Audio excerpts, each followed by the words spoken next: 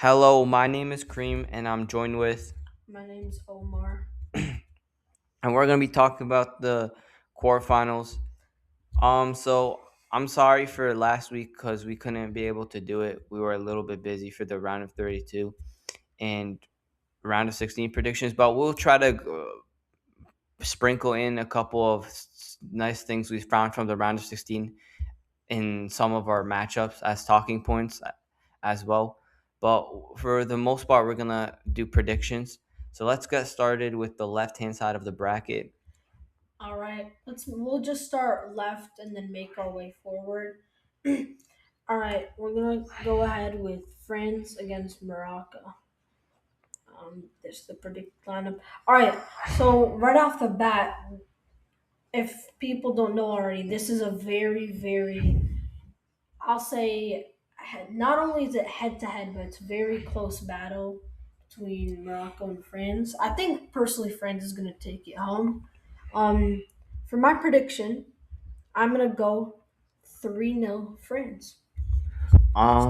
For me, I wanna just have a couple of talking points why this might be controversial. I mean, they're all Argentinian refs, A, and B, this might be anyone's game. I think for me, we have seen that France sometimes with their front forwards are lazy at tracking back, and for me, I don't rate the other two midfielders like Kone and Rabio. I don't think so. There's something great. They're like that great. I think I definitely do think if Morocco open up the game more, it just allows France to use Olise and Mbappe to connect.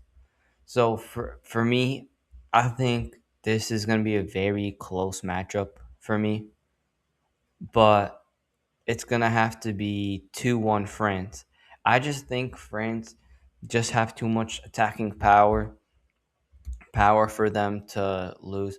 Even if this is a high scoring game, I think France can ramp up the score pretty well. And for me, Morocco have to use their strength, like the press up.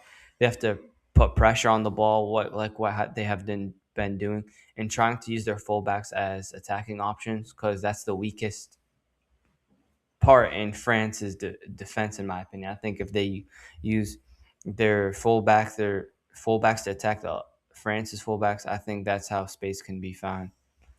Yeah, I have to say this game is definitely not an easy one for, especially Morocco, because they were kind of, on the back foot for this game. Yeah. All right, so we just draw our way Wait, I forward. predicted 2-1 for that game, just to tell you guys, because I wasn't clear from before. France is winning, right? Yeah, France is winning. Okay. So now we're gonna make our way to Spain against Belgium. Man, okay, if you guys don't already know, I'm a Belgium fan, and I have faith in this Belgium squad.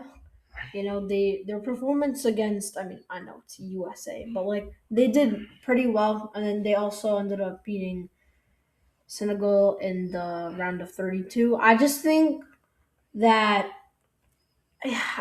this is gonna be definitely like maybe controversial take or something. I know France is very good. I felt like the last time I looked at the rankings, they were third. But anyway, um, I feel like I'm gonna have a bit of an upset thing, and I'm gonna go with Belgium beating France. I mean, sorry, Spain. I think they're gonna win 2-1. I think that's a good take. I think for me with this Spain side, I think the one thing Belgium is going to be tested is their patience because I feel like these Pedri and Raji can literally pass the ball forever, and this is going to really test how patient this team is for defending and keeping their shape and not losing focus. For me, I just with Spain, I've not been. I think they create a lot of chances, but I'm not the most impressed by them when going forward. Even though they have Lamine Yamal, which I rate a lot, but I think for me, this game is gonna look pretty well. I think Belgium have Courtois, and for me, I think this is gonna be an upset. I think this one's gonna be um. I think this might be 3-2 Belgium. High scoring. I think this is gonna be high scoring. I think both teams I like it. will get it All up. right. Again, both teams, people could argue, have not been very impressive. All right, we're moving on to. Oh, that is a nice animation. Okay, before we even click on it, E- let's just talk about the runs that these two have. You know, both teams have not been looking very good at the I moment. mean, for me, I think Norway's doing better. I think Norway beating Brazil and showing clinical finishing was very nice. I think Norway weren't the best. I felt like defensively there were multiple times Brazil could have won this game or tried to sealed it, but Norway held on pretty well and do their task, like feed the ball to home because they know their strength. They played up to their strengths, and for me, that's what it takes. I mean, you just have to follow the game plan. For England, it's been nice being able to rely on Jude Bellingham and Kane for a decent amount. But in my opinion, I think I'm an English fan, but I'm sorry, England are gonna lose this game. I just think with the center backs England have, and with the amount, and with Gordon and Saka, I haven't really seen much from this team. I don't know. I feel like with Mexico, they got put to sleep early. I mean, it was a great first goal, but rather than that, I didn't really take much from that. I felt like Mexico were a better team at times. They were having more towards goal, taking shots. So I think Holland's gonna really test the team, and he's very clinical. So Holland could put a goal in the opening couple of minutes, and he can start Norway on a good start. So, what are you going with? I'm gonna go with. It's gonna look ugly because England Hmm. sometimes do play ugly. So I'm thinking 1-0 Norway. All right. I actually have a different No, perspective. one. Wait, sorry. 1-1. We're gonna go into extra time, and two. It'll be 2-1. Sorry, 2-1 England. No, I think. Sorry, I think I'm gonna rechange my predictions, and yeah, England will win this game. Now looking back at it, Okay, so never mind. We're not opposites actually, because I, looking at this team, right? Realistically, Norway are only made up of two players, Holland and Odegaard, right? If you take those two away, they probably won't even beat Brazil. If I'm being realistic here.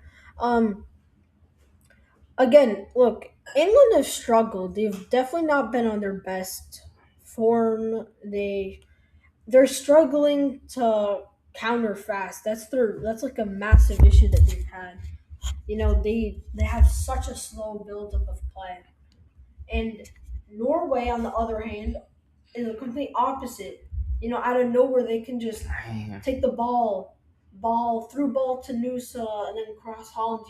They can do all these things very fast. England can't do that.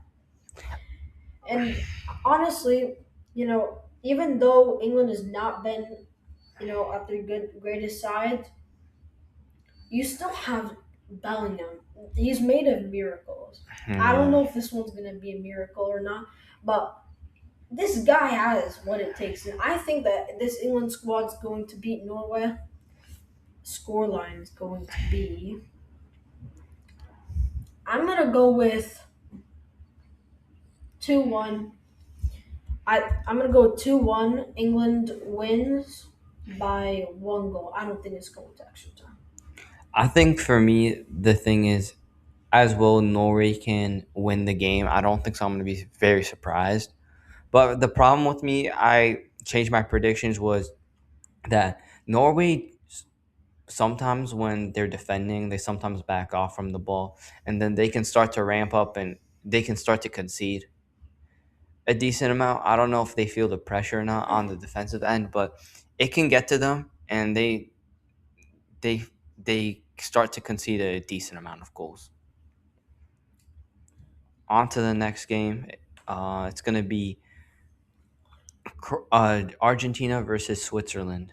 All right, before we get started and click into this game, a lot of people would consider upset is Switzerland moving on and beating Colombia.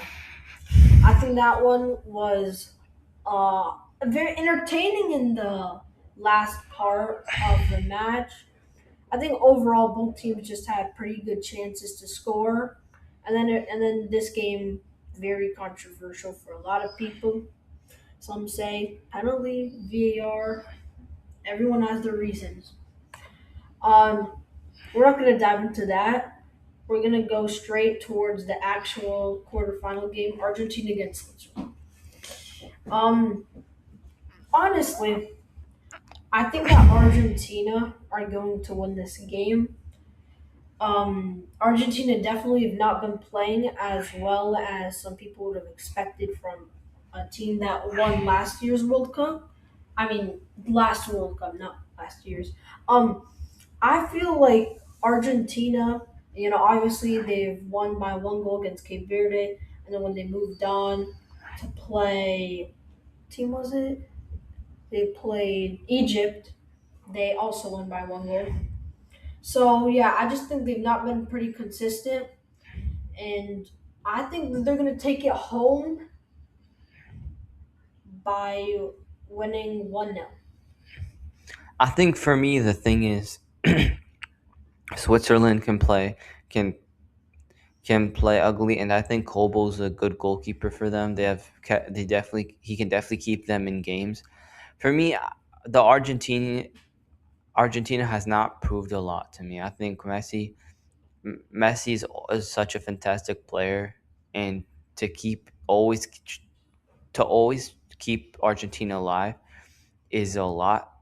And you don't. I'm not trying to hate, but let's say if he goes down, it's gonna be a problem for them because I just don't get how this team with Alvarez, McAllister, and stuff. We haven't seen too much from these guys.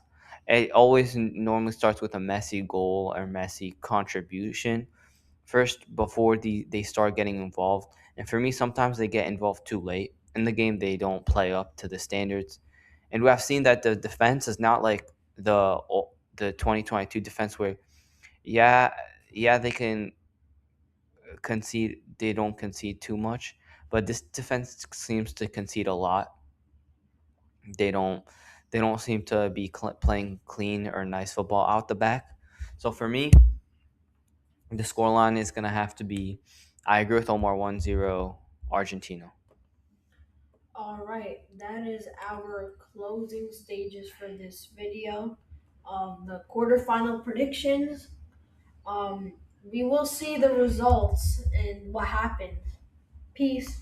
See ya YouTube.